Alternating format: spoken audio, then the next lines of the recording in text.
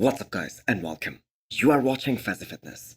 So let's start this video with 11 week solid physique update of none other than Samson Jon, looking like an absolute monster. The size along with the aesthetics that Samson has right now, that is what separates him from every other competitor out there, especially the ones who are going to be fighting for the Olympia title this year. So Andrew Jack is another one who is one of a kind in that Olympia top 5. But as of right now, we are yet to see how his side shots look like now, especially after this long off season that he just took, because that was one of his biggest weakness, not having enough thickness on the side of his legs, or even his overall size in those side shots. So Samson from the front as well as from the side, he is as complete as it gets. I mean, even his critics admit that. We all know the biggest knock on Samson Jon is his lack of conditioning. Last year at Mr. Olympia, he was behind in conditioning department, compared to both Hadi and Derek. And that is why the judges had him clearly in the 3rd place. Which, by the way, is also an awesome accomplishment. It is a huge deal. And we have to keep in mind that last year's Mr. Olympia was only his 2nd Mr. Olympia. But the thing is, Samson wants to win the big show. He wants to win the Mr. Olympia title. So we have seen many updates of him hitting the back shots. And his back is certainly getting better and better with every passing year. The question now is that will he be able to beat Hadi or Derek in those back shots? I'm gonna say not very likely. But then again, this is Samson Jon we are talking about. The biggest and the tallest guy, especially out of the top 3 guys at the Olympia. And all he has to do is to close that conditioning gap, just like he did at this year's Arnold UK. The upcoming Mr. Olympia is gonna be such a crucial contest for Samson, as there is no Milos this time. But we all wanna see this new and improved look. And hopefully he brings his all-time best and gives a serious fight to both Hadi and Derek at this year's Mr. Olympia. So we are now hours out of this year's Dubai Pro, where Rubiel Mascara aka Neckzilla will have a shot at winning his first pro show, plus the Olympia qualification for this year as well. And not to forget that prize money, $100,000. So I'm mentioning Rubiel here, because the other top 3, they have already secured their Olympia qualification. And this picture of Rubiel was released last night, when he was posing next to Breon Ansley. So Breon's conditioning is the standard. Because the thing is, if Rubiel can bring that kind of conditioning that Breon has, then I have to say it is gonna be game over for everyone. Because that is so much muscle and so much mass on that frame. I think we can all agree that no one stands a chance, especially in the size department against Rubiel. So if he can bring the conditioning, the man is gonna be next to impossible to beat.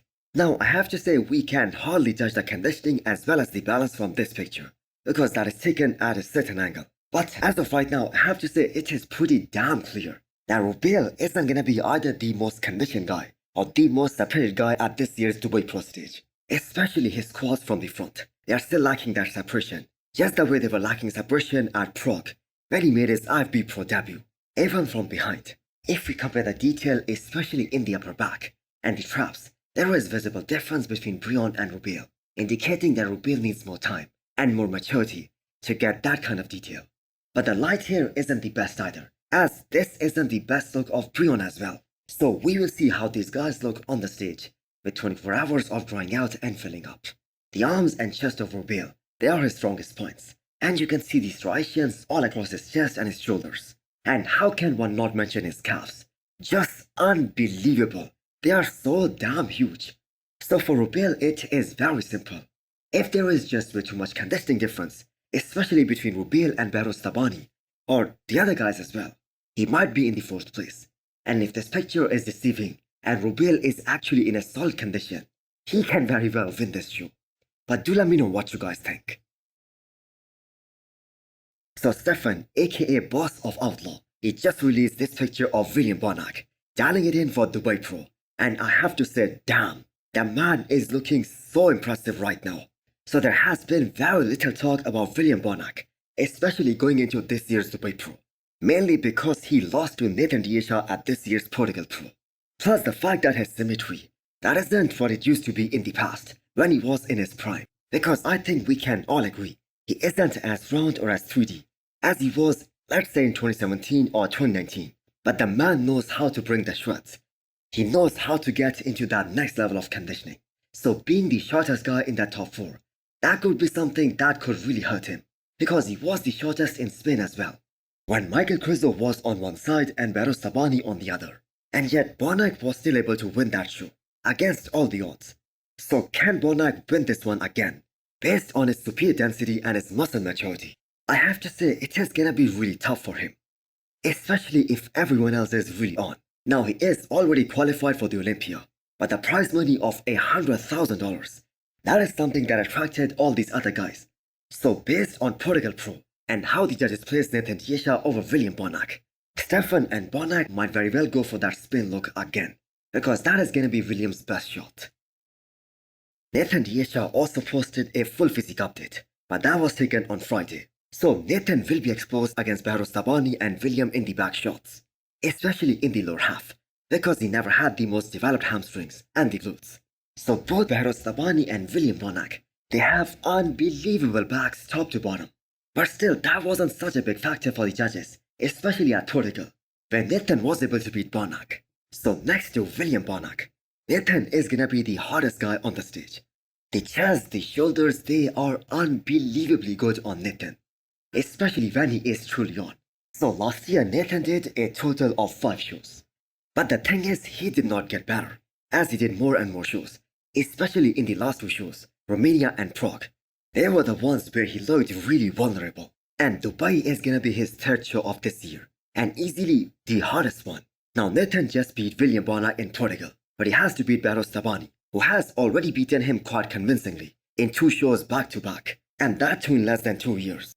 Plus he also has to beat Rubiel Behind, who was able to beat him in Prague, which was just his pro debut. So this is like a redemption story for Nathan. Yes. Posting goes very smooth today. Last update of the 21-year-old phenomenon NAD Kaya, who will be making his pro debut in the 212 class in just a few hours.